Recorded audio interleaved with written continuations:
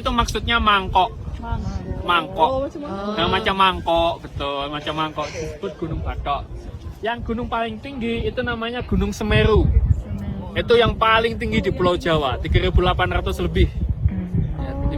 Yang paling tinggi di Pulau Jawa. Kemudian itu bisa didaki 3 hari 2 malam biasanya. Itu aktif lagi? Sudah aktif, semuanya masih aktif. Masih aktif? Semuanya masih aktif. Kalau yang Semeru itu barusan erupsi. Januari, setiap Januari dia erupsi. Oke, Setiap terus- Januari. Ya betul. Untuk terus sejarahnya, sejarah geografinya, Gunung Bromo dulu itu satu pegunungan api yang besar. Kemudian 1,5 juta tahun yang lalu dia meletus. Letusan pertama dia berakhir di membuat arah kawah sekarang menjadi desa Ngadisari di Pasuruan.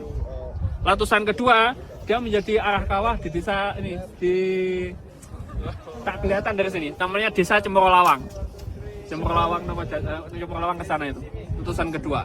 Letusan ketiga, nah ini di situ, itu yang besar tuh. Nah, yang besar dulu. Nah, letusan keempat ini Gunung Batok.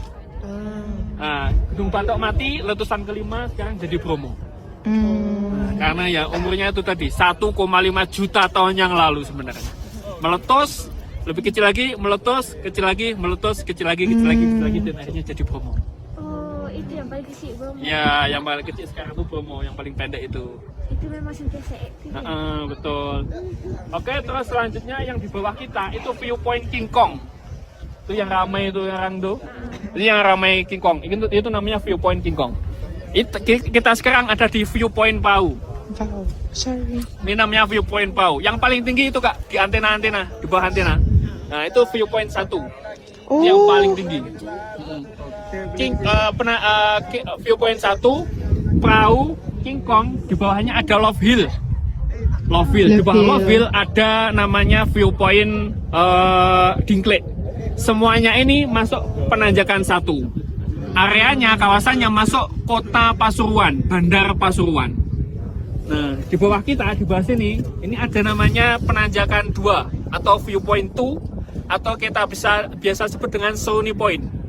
Seruni Point, Cemorolawang yang sebelah sana ini masuk kawasan Probolinggo. Bukan Pasuruan, bukan Malang, tapi Probolinggo. Kemudian yang sebelah sana, yang bukit paling tinggi, itu namanya B29. B29 itu masuk kawasan Lumajang. Nah, B29 sampai ke sana itu, sampai lurus ke sana itu masuk kawasan Lumajang, bukan kawasan Probolinggo.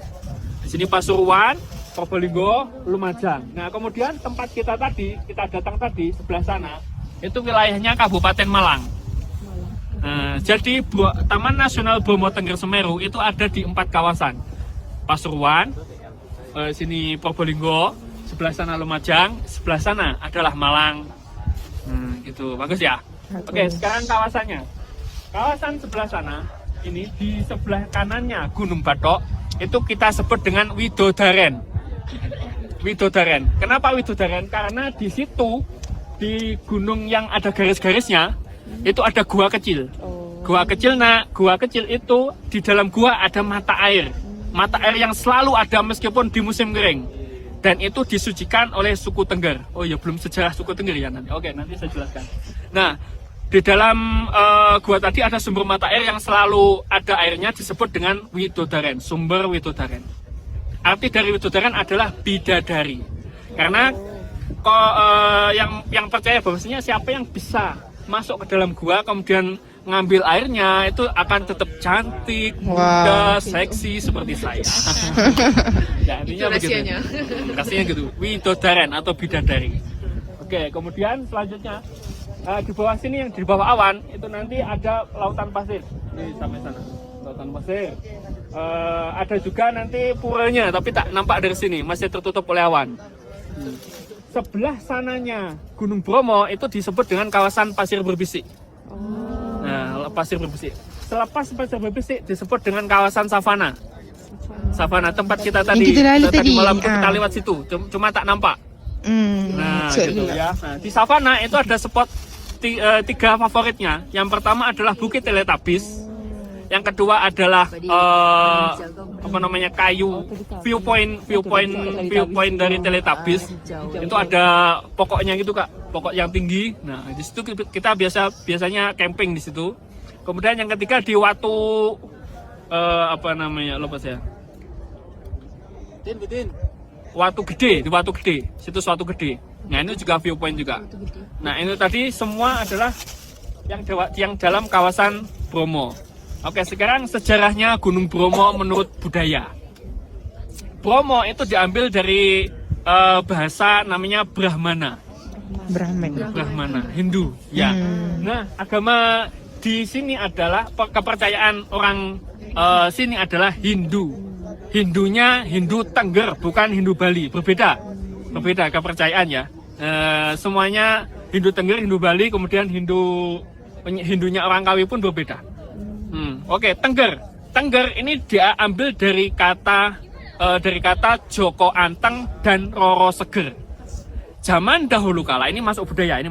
Zaman dahulu kala itu ada dua orang laki-laki, satu orang laki-laki dan satu orang perempuan. Nah mereka adalah pelarian daripada kerajaan Majapahit yang sudah yang tidak mau masuk Islam. Mereka larinya ke sekitaran Gunung Bromo. Nah gitu. Nah ketika waktu itu Bromo ini masih berbahaya.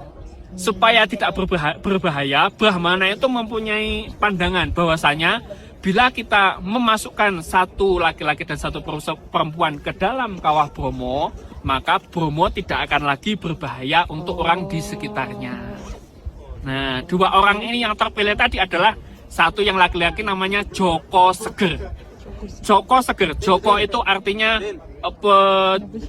perjaka yang kuat, yang tangguh, ini gitu. Perjaka itu laki-laki yang belum menikah. Ya. Kemudian Roro Anteng itu artinya perempuan yang cantik dan tenang dan gemulai. Nah, lemah lembut. Nah, macam. Jadi dua orang ini mereka istilahnya sebagai apa ya? Ya dikorbankan untuk menenangkan Gunung Bromo supaya tidak berdampak negatif kepada masyarakat sekitar, dan itu terbukti Bromo tidak pernah berdampak negatif kepada masyarakat sekitar. Ya,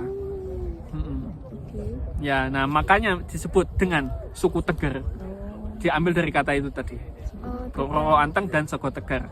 Nah, orang-orang yang ada di sini disebut dengan orang Tengger, gitu ya. Oke.